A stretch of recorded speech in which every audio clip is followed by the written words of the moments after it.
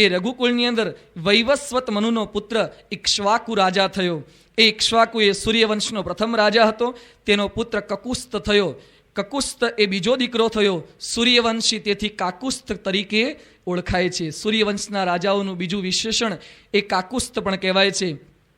એ કકુસ્તનો દીકરો એ દિલીપ થયો. દિલીપ અને સુદક્ષિણાના લગ્ન થયા, પરંતુ તેઓને કોઈ સંતાન નહોતું. વશિષ્ઠ ઋષિની આજ્ઞાથી તેઓએ નંદીની ગાયની ખૂબ સેવા કરી. એકવાર સિંહ એ નંદીની ગાયનો શિકાર કરવા આવે છે. દિલીપ પોતાની જાતને સમર્પિત કરી દે છે. એક ગાયની રક્ષા કરવા માટે પોતાના દેહનું બલિદાન આપી શકે એવા રઘુકુળના સંતાનો હતા. આજે કંઈક પૈસા માટે કતલખાના ખોલે એવા ભારતના સંતાનો ઊભા થયા છે. ગમે તેટલો પ્રયત્ન કરે છતાં પણ કતલખાના બંધ થઈ શકતા નથી, કારણ કે ચામડું વેચે, માંસ વેચે, એમાંથી કંઈક પૈસા મળે છે. અરે પૈસા માટે જગત જનની જેને કહી શકાય, ગાય જેને માતા કહી શકાય, એને મારતા કોઈ અચકાતા નથી. આ ગાય માટે પોતાના દેહનું બલિદાન કરી દે, સમર્પણ કરી દે એવો આ દિલીપ પોતે રાજા હતો. મરવા તૈયાર થયો. એ દિલીપને ત્યાં પુત્ર અવતર્યો. એનું નામ રઘુ હતું. એ રઘુ કેવો હતો એનો ઉલ્લેખ આપણા શાસ્ત્રોમાં આવે છે. એકવાર રઘુએ તપશ્ચર્યા કરી, પ્રાર્થના કરી. વાયુ દેવતા તેઓના ઉપર પ્રસન્ન થયા. વાયુદેવ કહે છે, માગ મારી પાસે જે કંઈ જોઈતું એ માગ. રઘુ કહે છે, હું રઘુકુળનું સંતાન છું, મારે બીજું તો કંઈ જોઈતું નથી. વાયુ દેવતા કહે છે, હજુ પણ કહું છું, તારે જે કંઈ જોઈતું એ માગી લે. એ વખતે રઘુની જે માગણી છે એ રઘુકુળના પ્રત્યેક રાજાનો આપણને સુંદર પરિચય આપે છે. રઘુ શું કહે છે કે જ્યારે ઉનાળાના સમયની અંદર બપોરે મારા ગામની, મારી અયોધ્યાની, મારા રઘુકુળની કોઈ પણ નારી, કોઈ પણ સ્ત્રી, બેન, મા, દીકરી એક ગામથી બીજે ગામ જતી હોય, ગામનું અંતર વધારે હોય, બપોરના સમયે કોઈક સ્થળે ઝાડ નીચે વિસામો લેવા માટે પોતે સૂતી હોય, એ વખતે વાયુ દેવતા તમે બહુ સ્પીડની અંદર ક્યારે વહેતા નહીં, તમે નિયમની અંદર રહીને એ પવન બરાબર એ પોતે ગતિ કરજો, જોશથી ગતિ ન કરતા, જેથી મારી મા બેન દીકરીનું વસ્ત્ર ઉડી જાય અને એની લજ્જા ઉગાડી થઈ જાય. શું માગણી છે રઘુકુળના એક એક સંતાનની. તમે એ રીતે પવન વહેજો જેથી મારી મા બેન દીકરીની કોઈ દિવસ આબરૂ જવાનો પ્રસંગ ન આવે. રઘુકુળનું પ્રત્યેક સંતાન કેટલા ગુણોથી સમૃદ્ધ છે, ગુણોના સાગર સમાન. આવા રઘુ એ પોતે રાજા હતા. એને ત્યાં દિલીપનો જન્મ દિલીપનો પુત્ર રઘુ થયો. એ રઘુનો પુત્ર અજ થયો. અજ ઉંમર લાયક થતા રઘુએ પોતે એ સંન્યાસ પોતે ગ્રહણ કરી લીધો. રઘુકુળના પ્રત્યેક રાજામાં આપણને જોવા મળે છે દીકરો સમજણો થાય, મોટો થાય અને તરત જ પોતે દીકરાને ગાદી સોંપી દેતા હતા અને પોતે ભગવાનનું ભજન કરવા માટે નીકળી પડતા હતા. એ અજની પત્ની ઇન્દુમતી થઈ. બંને એકવાર વિહાર કરવા માટે નીકળ્યા છે.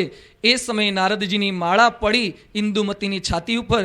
ઇન્દુમતી કોણ જાણે ભગવાનની ઈચ્છા હશે અને એક માળા પડવાથી પણ ઉપરથી બરાબર પડતી હશે, ગ્રેવિટેશનનો ફોર્સ લાગ્યો અને પોતે ત્યાં ને ત્યાં મૃત્યુ પામી ગઈ. ઇન્દુમતી મરી એટલે અજે વિલાપ કર્યો. અજ વિલાપનું ખૂબ જ સુંદર કાવ્ય સંસ્કૃતની અંદર કવિઓએ લખ્યું છે. ત્યાર પછી અજે પણ પોતે પ્રાણનો ત્યાગ કર્યો. એ અજનો પુત્ર એટલે દશરથ રાજા. હવે આપણે રામ ભણી પ્રયાણ કરી રહ્યા છે, પરંતુ એ દશરથ કોણ હતા? એ અજના દીકરા હતા. હવે દશરથ કેવા હતા એની વાત કરતા તુલસીદાસ પોતે લખે છે, ધર્મ ધુરંધર ગુણનિધિ જ્ઞાની હૃદય ભગતિ મતિ સારંગ પાની. ધર્મ ધુરંધર ગુણનિધિ જ્ઞાની હૃદય ભગતિ મતિ સારંગ પાની. જ્ઞાન અને ભક્તિનો સમન્વય એ દશરથ રાજાની અંદર હતો. ધર્મ ધુરંધર, ધર્મને ધારણ કરનાર હતા. ગુણ નિધિ, ગુણના નિધિ હતા. સાથે સાથે જ્ઞાની પણ હતા. આજકાલની જેમ અંગૂઠા છાપ નહીં કે ખાલી આઈએસ જ કામ કરતા હોય અને બાકી ચૂંટાઈને ત્યાં ખુરશી પર બેસી ગયા હોય, એમ નહીં. એ પોતે જ્ઞાની પણ હતા, ગુણવાન પણ હતા. ધર્મ અને ભક્તિનો સમન્વય એ દશરથની અંદર હતો. હે અયોધ્યા અવની કી અમરાવતી, इंद्र है दशरथ विदित वीरव्रती, वैजयंत विशाल उनके दाम है और नंदन वन बने आराम है. કવિએ ખૂબ સુંદર અયોધ્યાનો દશરથ રાજાનો મહિમા કહેતા લખ્યું છે. એવા દશરથ હતા. એ દશરથના વિવાહ થયા, લગ્ન થયા. કોની સાથે? દશરથના વિવાહ કૌશલ કન્યા કૌશલ્યા સાથે થયા. કૌશલ દેશની દીકરી હતી એવી કૌશલ્યા સાથે, મગધ દેશની દીકરી મગધ કન્યા સુમિત્રા સાથે અને કૈકેયી દેશની દીકરી કૈકેયી સાથે, ત્રણ કન્યાઓ સાથે એ દશરથના લગ્ન થયા છે. 3 પત્ની સાથે સુખીથી પોતે અયોધ્યાની અંદર નિવાસ કરી રહ્યા છે. રાજકીય કારભાર પોતે સંભાળી રહ્યા છે. પરંતુ દશરથનું મંત્રીમંડળ ખૂબ સરસ હતું. રાજ્ય કારભાર સંભાળવાની અંદર એ ખૂબ મદદ કરતા હતા. એને વિસ્તરણ ક્યારે ઘડીએ ઘડીએ કરવું નહોતું પડતું. આ તો બહુ વિરોધ થાય એટલે વિસ્તરણ કરવું પડે. એને 8 જે મંત્રી હતા એનું નામ કહે છે દૃષ્ટિ, જયંત, વિજય, સુરાષ્ટ્ર, રાષ્ટ્રવર્ધન, અકોપ, ધર્મપાલ અને સુમંત્ર. એના 8 મંત્રી મંડળના સભ્યો હતા. 8થી આખી અયોધ્યા ચાલતી હતી. આજે વધારવા પડે છે કારણ કે મંત્રીઓને ગાડી જોઈએ છે, બંગલા જોઈએ છે. અમારે મંત્રી બનવું છે, ભાઈ ચાલી શકે એવું છે, પણ કંઈક રાજી કરવા માટે આ બધા ધંધા કરવા પડે છે સરકારને. અહીંયા 8થી આખી અયોધ્યા ચાલતી હતી. પછી કહે છે 2 ઋત્વિજ હતા, વશિષ્ઠ અને વામદેવ. એ અયોધ્યા નગરીની અંદર ઋત્વિજ તરીકેનું કામ પોતે કરતા હતા. અને 7 વિપ્ર વિદ્વાન હતા. રાજ્યમાં એવા વિદ્વાનો પણ રાખ્યા હતા. સુયજ્ઞ, જાબાલી, કાશ્યપ, ગૌતમ, દીર્ઘાયુ, માર્કંડે અને કાત્યાયન. આ 7 વિદ્વાનો અયોધ્યાની અંદર અખંડ નિવાસ કરીને રહેતા હતા. રઘુકુળની અંદર રાજા ગમે તેટલો શક્તિશાળી હોય, બુદ્ધિશાળી હોય, ગુણવાન હોય, પરંતુ રાજા ઉપર ધર્મનું શાસન ચાલતું હતું. જ્યારે પણ રઘુકુળમાં રાજા એ રાજગદી ઉપર આરૂઢ થવાનો હોય એ વખતે વશિષ્ઠ મુનિ આવતા, એના માથા ઉપર મુગટ પહેરાવે, રાજમુકુટ, અને પછી પોતાની હાથની અંદર એક દંડ હોય, અને પછી રાજા સમક્ષ એ પોતે દંડ આપતા કહેતા, ત્વમ ધર્માત દંડોસી, તું ધર્મ દ્વારા, ધર્મરૂપી દંડ દ્વારા દંડનીય છે, દંડની યોગ્ય છે. તું ભલે ગમે તેટલો મોટો રાજા થઈ જાય, પરંતુ ધર્મ આગળ હંમેશા ઝૂકતો રહેજે. રાજદંડ એ ધર્મદંડના ચરણોમાં હંમેશા નમતો રહેતો તો, નત મસ્તક રહેતો હતો. આજે રાજકીય પરિસ્થિતિ શું છે? આજે રાજદંડ એ ધર્મદંડને દબાવવાનો પ્રયત્ન કરે છે. ગમે તેટલા રાજા બનીએ, પરંતુ ધર્મ આગળ, ભગવાનને, સંત આગળ એ ઝૂકવાનું છે. પરંતુ આજે રાજકીય સ્થિતિ કંઈક ઉલટી બની રહી છે. આજે ઘણી બધી સંસ્થાઓ ઉપર તો પોતે લોકો ઉપર તો વેટના કાયદા નાખશે, લોકોના ધંધા ઉપર તો જાત જાતના કાયદા નાખશે, પરંતુ હજી વધારે પૈસા ભેગા કરવા છે એટલે સરકારનો ડોળો એ મંદિરો ઉપર પણ ફરી વળ્યો છે. અત્યારે સરકારમાં એવા કાયદા લાવવાનો પ્રયત્ન થઈ રહ્યો છે કે મંદિરોની અંદર, પ્રત્યેક મંદિરની અંદર સરકારનો એક માણસ એ પોતે નિમણૂક એની થાય, અને મંદિરોનો વહીવટ એ બધો એ માણસ પોતે ધ્યાન રાખે, કંઈક આગુ પાછું થતું નથી ને. હવે પટેલના મંદિરમાં, હિન્દુના મંદિરમાં, હરિજન, બંગી, ગમે તેવો માણસ આવે એ આપણા મંદિરોમાં ઠાકોરજીની સેવા પૂજામાં દખલ કરે. આ જાત જાતની સરકારની નીતિઓ છે. અત્યારે કોંગ્રેસ સરકાર કંઈક આવા પ્રયત્ન કરી રહી છે કે પ્રત્યેક મંદિરમાં આવો કંઈક માણસ આવે. બીજો કંઈક પ્રયત્ન સરકાર દ્વારા ચાલી રહ્યો છે. મંદિરની જે કંઈ આવક થાય છે, દાનપેટીની, ગલ્લાની, ધર્માદાની આવક, બુકસ્ટોલની આવક થતી હોય, જે કંઈ વસ્તુઓ વેચાતી હોય, એ પ્રત્યેક આવક ઉપર સરકાર કંઈક ટેક્સ નાખે, કર વેરો નાખે. ભાઈ, આ મંદિરોમાં જે કંઈ આવક થાય છે એ કંઈ તમારી જેમ બૈરા છોકરા પરણાવવા માટે થાય છે? મંદિરોમાં જે કંઈ આવક થાય છે તમારી જેમ આબુની ટૂર મારવા માટે કે જલસા કરવા માટે થાય છે? મંદિરોમાં આવક થાય છે સમાજના કલ્યાણ માટે થાય છે. ભૂકંપ વખતે કે સુનામી વખતે સ્વામીજીની સંસ્થા પહોંચી જાય છે, ઘરોનું નિર્માણ કરે, નગરોનું નિર્માણ કરે. તમારા આપેલા પૈસા તમારા માટે વાપરવાના છે. છતાં પણ આજે રાજકીય પક્ષો વિરોધ કરી રહ્યા છે, પ્રયત્ન કરી રહ્યા છે. પરંતુ ગુજરાતીમાં કહ્યું છે, વિનાશ કાળે વિપરીત બુદ્ધિ. કંઈક વિનાશ થવાનો લાગે છે તો જ આવી વિપરીત બુદ્ધિ થાય, બાકી આવી મતી ફરે નહીં. કંઈક પ્રયત્ન કરે છે, સંતોને દબાવવાનો પ્રયત્ન, ધર્મને દબાવવાનો પ્રયત્ન, મંદિર હડપ કરવાનો પ્રયત્ન. તામિલનાડુમાં કાંચીપુરમ ઉપર જયલલિતાજી પ્રયત્ન કરી રહ્યા છે કે આખો મઠ પોતે પ્રાપ્ત કરી લે, કંઈક રાજકીય સત્તા એના ઉપર જમાવી દેવી. આજે તિરુપતિ જેવા મંદિર તો હડપ કરી લીધા. તિરુપતિ જે મંદિરની કરોડો રૂપિયા આવક, ગયા વર્ષની આવક 600 કરોડ રૂપિયા હતી. એક વર્ષની આવક તિરુપતિ મંદિરની 600 કરોડ રૂપિયા આવક થાય. એ મંદિરમાંથી આવક ભેગી કરવાની, ક્યાં વાપરવાની? મદ્રેસાઓમાં, મસ્જિદોમાં, અને પછી સરકારની ગટરો માટે જાત જાતના ધંધા કરવામાં મંદિરની આવક વપરાય છે. મંદિરોના ટ્રસ્ટ ઉપર સરકાર પોતાનું આધિપત્ય જમાવી રહ્યું છે. એ મંદિરને નમાવાનો પ્રયત્ન નથી, ભગવાનને નમાવાનો, ભગવાનને ઝુકાવવાનો વ્યર્થ પ્રયત્ન કરી રહ્યા છે. પરંતુ જેને રામ રાખે તેને કોણ ચાખે? સત્યનો કોઈ ક્યારે વાળ વાંકો કરી શકતું નથી. અહીંયા દશરથ ગમે તેટલા જ્ઞાની હતા, ગમે તેટલા ધ્યાની હતા, ગુણવાન હતા, પરંતુ વશિષ્ઠના ચરણોમાં હંમેશા ઝૂકતા રહેતા હતા. આજના તમામ રાજકીય પુરુષોએ રઘુકુળમાંથી આ શીખવા જેવું છે. ગમે તેટલા મોટા થઈએ તો પણ હંમેશા સંતના ચરણોમાં ઝૂકતા રહેવું જોઈએ. સંત પાસેથી કંઈ સલાહ, માર્ગદર્શન એ પ્રાપ્ત કરતા રહેવું જોઈએ. આવું દિવ્ય શાસન એ દશરથનું હતું. પરંતુ દશરથને એક દુઃખ હતું. એની વાત કરતા તુલસીદાસ પોતે લખે છે, એક બાર ભૂપતિ મન માહી, બૈગલાની મોરે એહી સુત નાહી, ગુરુ ગૃહમયવું તુરત મહિપાલા, ચરણ લાગી કરી વિનય વિશાલા, દશરથ પોતે કહે છે, મમ લાલ પ્યાનસ્ય સુતાર્થમ નાસ્તિ વૈ સુખમ. હે વશિષ્ઠ મુનિ, મને બીજું બધું જ સુખ છે, પરંતુ મને સંતાનનું સુખ નથી, પુત્રનું સુખ નથી. પુત્રેષણા વિત્રેષણા લોકેષણા દરેક ગૃહસ્થને રહ્યા કરે. દશરથને વિત્તેષણા કંઈ હતી નહીં, કારણ કે વિત્ત ઘણું હતું. લોકેષણા કીર્તિ તો એની સમુદ્રની પાર પહોંચેલી હતી, એ પણ દુઃખ નહોતું, પરંતુ પુત્રનું દુઃખ હતું. પુત્ર તેની પાસે નહોતો. એ વખતે વશિષ્ઠ ઋષિ સમક્ષ વિનંતી કરે છે. વશિષ્ઠ ઋષિ કહે છે, શૃંગી ઋષિ પાસે જાઓ, એ યજ્ઞ કરવા માટે આવે તો તમારે પુત્ર કામેષ્ટી યજ્ઞ દ્વારા પુત્રની પ્રાપ્તિ થાય. હવે શૃંગી ઋષિ કોણ છે એની વાત કરતા સુમંત્ર પોતે એ શૃંગી ઋષિનું આખ્યાન સંભળાવે છે, દશરથને એનો પરિચય આપે છે. એક ઋષિ હતા વિભાંડક, તેઓનું નામ હતું. વિભાંડક એકવાર પોતે સરોવરની અંદર પોતે કંઈક સ્નાન કરતા હશે. ઉર્વશી નામે અપ્સરા ત્યાંથી પસાર થતી હતી. આ ઋષિ પોતે ધર્મભ્રષ્ટ થયા, સ્ખલન થયું. એ તેઓનું વીર્યપાન એ મૃગલીએ કર્યું. એની અંદરથી એ મૃગલી થકી આ વિભાંડકને એક સંતાનનો જન્મ થયો, પુત્રનો જન્મ. ઋષિનો વીર્ય હતું, ઋષિનો દીકરો, પરંતુ મૃગલી થકી જન્મ્યો. એટલે પુત્રના માથા ઉપર, મૃગલીના માથા ઉપર નાની નાની શિંગડીઓ હોય, એમાં ઋષિના દીકરાને પણ એક શિંગડી આવી. એક શિંગડી એટલે એનું નામ આવ્યું એકલ શૃંગી. એક શૃંગવાળા એકલ શૃંગી. એ દીકરાનો જન્મ થયો છે. પેલી અપ્સરા તો ચાલી નીકળી. ઋષિએ વાત કરી, દીકરાનું પાલન પોષણ કોણ કરશે? પણ અપ્સરા કરવા માટે રોકાઈ નહીં. એ મૃગલી પણ અપ્સરા હતી, પરંતુ બ્રહ્માજીના શાપથી મૃગલી થઈ હતી, પરંતુ દીકરાનું પાલન પોષણ કરવા રોકાઈ નહીં. વિભાંડક ઋષિને સ્ત્રી જાતિ માત્રનો તિરસ્કાર થઈ ગયો. ઋષિએ સંકલ્પ કર્યો કે મારા દીકરાને ક્યારેય સ્ત્રીનું મોઢું પણ બતાવવું નથી. જંગલની અંદર લઈ ગયા. એકલ શૃંગીને જંગલમાં એકાંતમાં રાખે છે. આ બાજુમાં રોમપાદ પણ કહે છે, એનું રાજ્ય હતું. સતત 3 વર્ષથી વૃષ્ટિ થઈ નથી, દુકાળ પડે છે. ઋષિને પૂછ્યું કે ઉપાય શું કરવો? એણે વાત કરી કે બાજુના નગરમાં વનની અંદર એકલ શૃંગી ઋષિ રહે છે, બ્રહ્મચર્ય નિષ્ઠ છે. એ જો આપણા રાજ્યમાં આવે, એના પગલાં થવા માત્રથી વરસાદ એ વરસશે, પણ એને લાવે કોણ?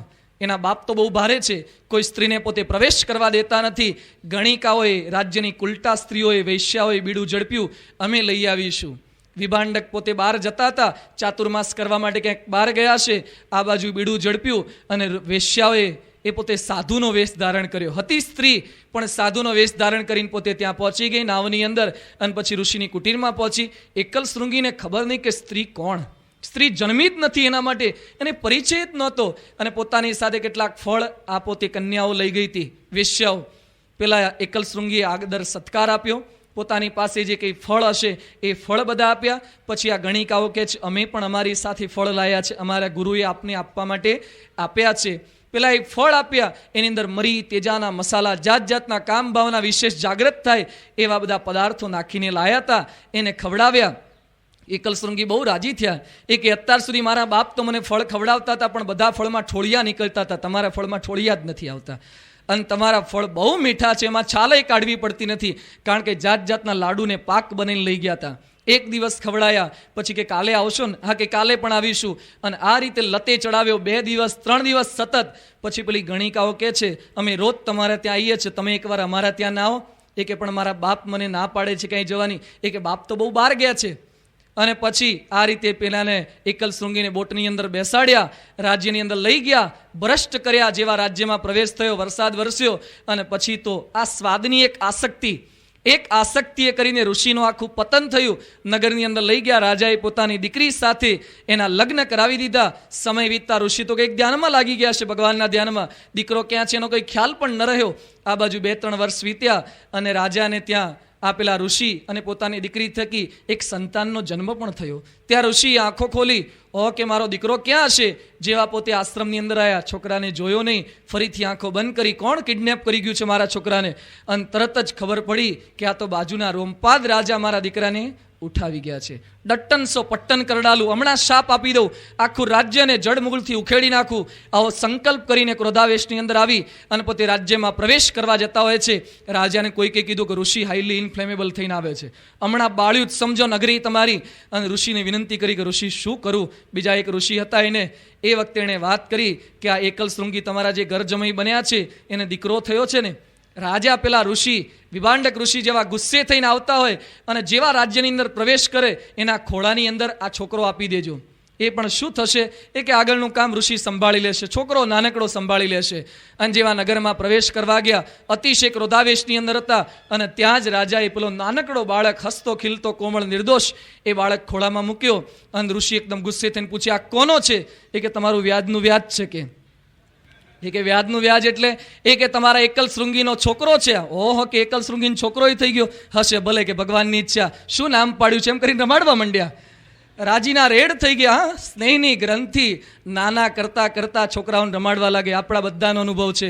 ઓફિસમાં ગમે તેટલા થાકીને આવ્યો હોય, છોકરો મૂછો તાણે માથે ચડી જાય, ખોળામાં મૂતરે, તો એ છોકરા ઉપર ગુસ્સે થવાતો નથી. સ્નેહની ગ્રંથિ, ઓફિસમાં કોકનાથી કંઈ શાઈ ઉડી ગઈ હોય, સહેજ પાણીનો છાંટો ઉડ્યો હોય તો ગુસ્સે થઈ જાય, રાતા પીળા થઈ જવાય. પરંતુ સ્નેહની ગ્રંથિ ખરેખર મજબૂત છે. એટલે ઋષિ એ પોતે ત્યાં છાનામાના બેસી જાય છે. એકલ શૃંગી પોતે ત્યાં રહેવા લાગ્યા છે. એ એકલ શૃંગીનું આખ્યાન સંભળાવ્યું સુમંત્રએ દશરથને અને પછી વાત કરે છે, એને પોતે આપણા રાજ્યમાં લઈ આવો, એ પોતે પુત્ર કામેષ્ટિ યજ્ઞ કરશે. પોતે ઋષિ પધાર્યા છે અયોધ્યાની અંદર. વશિષ્ઠ ઋષિ યજ્ઞનો તમામ કાર્યભાર સંભાળી રહ્યા છે. વશિષ્ઠ યજ્ઞની તૈયારી કરી બધાને આદેશ આપ્યો, પ્રેમથી બધા કામ કરજો, અધૂરું કામ છોડતા નહીં, કોઈની નિંદા ન કરતા. પુત્રેષ્ઠી યજ્ઞનો પ્રારંભ થઈ ચૂક્યો. યજ્ઞમાં આહુતિ આપી દેવતાઓ પ્રગટ થઈ ગયા છે. યજ્ઞ કુંડમાંથી યજ્ઞ નારાયણ પોતે પ્રગટ થયા. ખીર ભરેલો કળશ યજ્ઞ નારાયણે એ દશરથના હાથની અંદર આપ્યો. ખીર ભરેલો કળશ હતો, એ હવિષ્યનો અડધો ભાગ એ દશરથે કૌશલ્યાને આપ્યો. બાકીના અડધાના 2 ભાગ કર્યા. એક કૈકેયને આપ્યો, બાકીનો જે અડધો ભાગ એ કૌશલ્યાએ અને કૈકેયીએ સુમિત્રાને આપ્યો. આ પ્રમાણે રાણીઓએ એ ખીરનું પાન કર્યું છે. ભગવાનની કૃપાથી આ બધી રાણીઓ એ જોતાની અંદર એ ગર્ભવતી થઈ ચૂકી છે. કૌશલ્યાને 9 માસ એ પૂરા થવા આવ્યા છે. કૌશલ્યાએ સુતિકા ગૃહની અંદર પ્રવેશ કર્યો છે. દશરથે સોષ્યંતી હોમની તૈયારી કરી. પ્રભુના જન્મનો દિવસ એ નજીક આવી રહ્યો છે. ચૈત્ર સુદ 9મીનું પ્રભાત એ આજે ખીલી ઉઠ્યું છે, પરંતુ રોજ કરતાં કંઈક જુદું પ્રભાત થયું છે. અવનવા રંગો સજીને પ્રભુને વધાવવા માટે ખરેખર પ્રભાત પણ તત્પર બન્યું છે. પ્રકૃતિના સર્વે અંગો એ પ્રફુલ્લિત બન્યા છે. કારણ કે આજે કોણ પ્રગટ થવાનું છે? નારદનો શાપ ધારણ કરનાર ભક્તવત્સલ ભગવાન પ્રગટ થવાના છે. અસુરના ત્રાસથી મુક્ત કરાવનાર બીડભંજન ભગવાન પ્રગટ થવાના છે. લુપ્ત થયેલી મર્યાદાનું પૃથ્વી પર સ્થાપન કરવા માટે મર્યાદા પુરુષોત્તમ પ્રગટ થવાના છે. દશરથ અને કૌશલ્યાના હૈયાના અભિરામ એ આજે પ્રગટ થવાના છે. પૂર્ણ પુરુષોત્તમના આદેશથી, અવતારીની આજ્ઞાથી પૃથ્વી પર કંઈક ધર્મનું સ્થાપન કરવા માટે આજે એક અવતાર પૃથ્વી પર પ્રગટ થવાના છે. કવિએ ખૂબ સુંદર વાત કરી છે. તમારા આજ અહીં પગલાં થવાના ચમનમાં બધાને ખબર થઈ ગઈ છે. ઝુકાવી છે ગરદન આજે બધી ડાળીઓએ ને ફૂલોની નીચી નજરું થઈ ગઈ છે. સાચું કહું તો આ વાતાવરણ પર પ્રભુ તમારી અસર થઈ ગઈ છે. આ વાતાવરણ પર તમારી અસર થઈ ગઈ છે. સૃષ્ટિના પ્રત્યેક તત્વો એ આનંદમાં આવી ગયા છે. કાળ પોતે સંકલ્પ કરે છે કે કાળ એ હંમેશા હું બીજાને બાંધી શકું છું, પરંતુ ભગવાનને બાંધી ન શકું. એ ભગવાન પૃથ્વી પર અવતરશે અને મારી મર્યાદામાં રહેશે. આકાશ પોતે ભગવાનને પ્રાર્થના કરે છે, હું મેઘો વધારીશ, વાદળ છાયું વાતાવરણ કરીશ, અને ભગવાન જંગલની અંદર જશે. એ વખતે એમને તડકો નહીં લાગવા દઉં. એ મેઘે સંકલ્પ કર્યો. નદીઓ પોતે સંકલ્પ કરે છે, પ્રભુ અમારામાં સ્નાન કરશે, અમારા પાપ પ્રજાળશે. નદીઓ પણ કિલકિલ કરતી આનંદ કરતી વહેવા લાગી છે. વાયુ પોતે કહે છે, હું તરફ પ્રભુના મહિમાને ગુંજતો કરી દઈશ. આ પ્રભુના ગુણોને હું સમગ્ર વિશ્વની અંદર ગુંજતા કરીશ. અગ્નિ દેવતા પોતે ભગવાનને પ્રાર્થના કરે છે, હું દીપકનું સ્વરૂપ ધારણ કરીશ. જે સુતિકા ગૃહની અંદર કૌશલ્યા સૂતા છે એની બાજુમાં દીવો બનીને હું બેસી જઈશ અને ભગવાન પ્રગટ છે એના સૌથી પહેલા દર્શન હું કરીશ. આ પ્રમાણે અગ્નિએ પણ સંકલ્પ કર્યો છે. પૃથ્વીએ સંકલ્પ કર્યો કે બાળ પ્રભુને એની માતા કૌશલ્યા તો રમાડશે, પરંતુ થાકીને ક્યારેક જમીન ઉપર મૂકશે, એટલે ભગવાનને રમાડવાનું સૌભાગ્ય એ પૃથ્વી સ્વરૂપે હું પણ પ્રાપ્ત કરીશ. સર્વદેવો વિમાનમાં બેસી અને ભગવાનને અવતરણને જોવા માટે આવી પહોંચ્યા છે. બ્રહ્માજી પોતે સ્તુતિ કરવા લાગ્યા છે. બ્રહ્માજી પ્રાર્થના કરે છે. શિવજી પણ ભગવાનને પ્રાર્થના કરે છે. ખૂબ આનંદની અંદર આવી ગયા છે અને શિવ પોતે તાંડવ નૃત્ય કરે છે. કવિએ ખૂબ સુંદર શિવના તાંડવ નૃત્યને વાચા આપતા લખ્યું છે, દાદી ડાંગ દીદીકટ દીદાંગ થઈ થઈ મૃદંગ બજાત શિવજી નાચે. શિવજી જે નાચે છે એનો ઉલ્લેખ કરતા લખે છે કારણ કે ભગવાન આજે પ્રગટ થવાના છે. દાદી ડાંગ દીદીકટ દીદાંગ થઈ થઈ મૃદંગ બજાત શિવજી નાચે. જય જગ જજાચ કિન કિન મંજીર ઉપાચ કિટ દિન નગાર દમક દમ ધમાકે. ઠુમક ઠુમ ઠમાક જાલર જમ જમાક ગુગર ગમ ગમાક ખંજરી ખન ખણાક ડમરૂ ડમ ડમાક ડમક ડમ ડમાકે. તુ તુરી અવાજ તુહી કરતનાદ શંખનાદ શૃંગનાદ વિવિધ વાજ બેરી.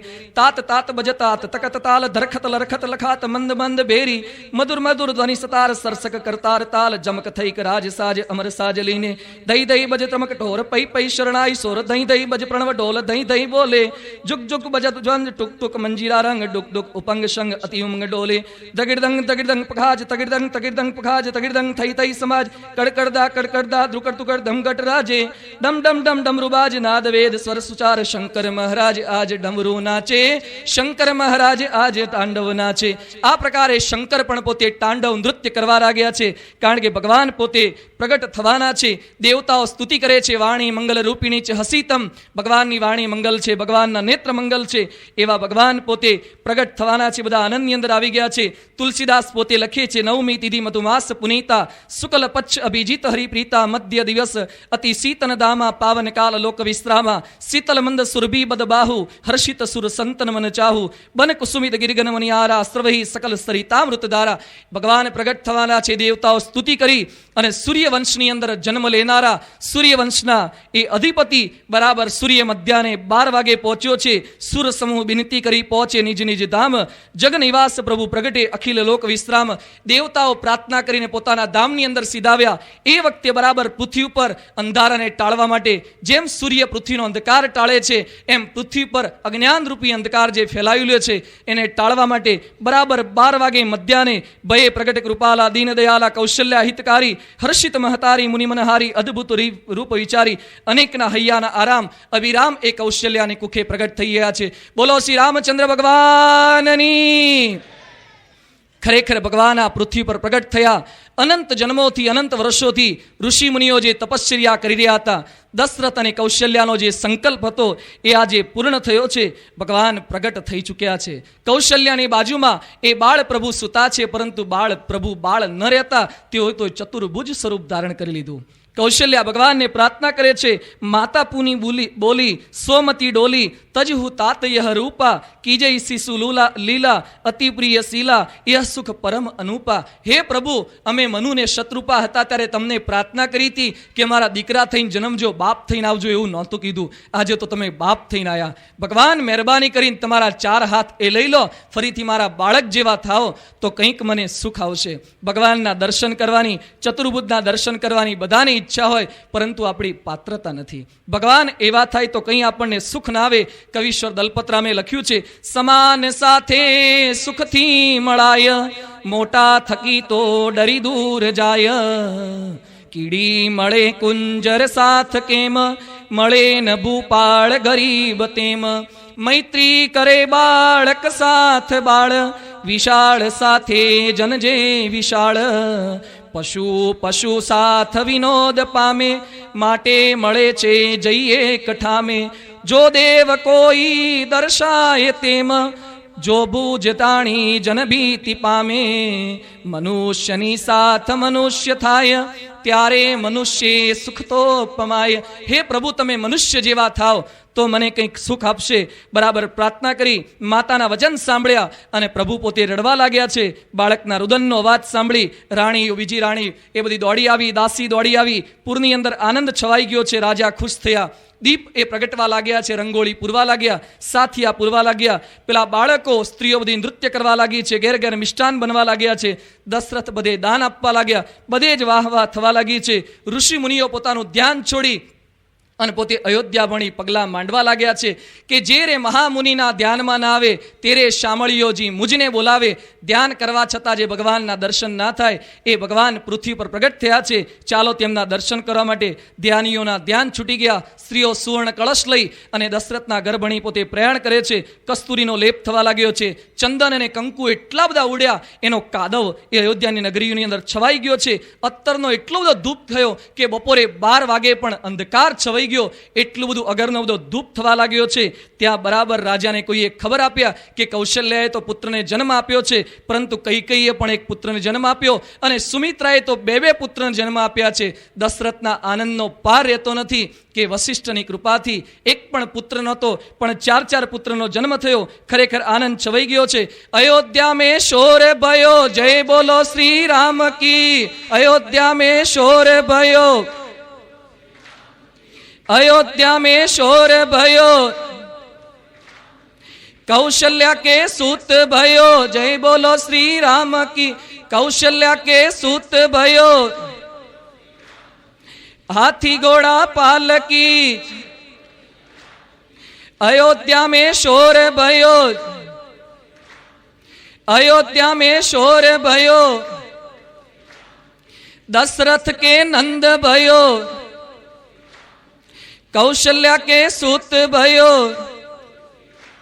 સમગ્ર અયોધ્યા નગરીના માણસોના મુખની અંદરથી આ જ આનંદના શબ્દો એ નીકળી રહ્યા છે, કારણ કે પ્રભુ એ પોતે પ્રગટ થયા છે.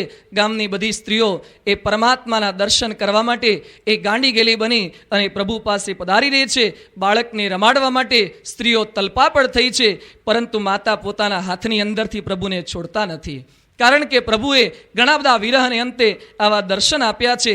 એ સમયે ગામની સ્ત્રીઓ તો દર્શને આવે, પરંતુ ભગવાન શિવ એ પણ પરમાત્મા પ્રગટ થયા છે એટલે એના દર્શન માટે પધાર્યા છે. શિવની સાથે સાથે કાકભૂષુંડી પણ પોતે પધાર્યા છે, પરંતુ શિવ અને કાકભૂષુંડી જ્યારે ભગવાનના દર્શન માટે પધાર્યા એ વખતે કેવી ઘટના સર્જાય છે. પ્રભુ ધીમે ધીમે મોટા થાય છે અને જે કંઈ બાળ લીલા કરે છે એ પ્રભુના બાળ ચરિત્રોની વાતો એ આપણે આવતીકાલે કરીશું. શ્રી સ્વામિનારાયણ.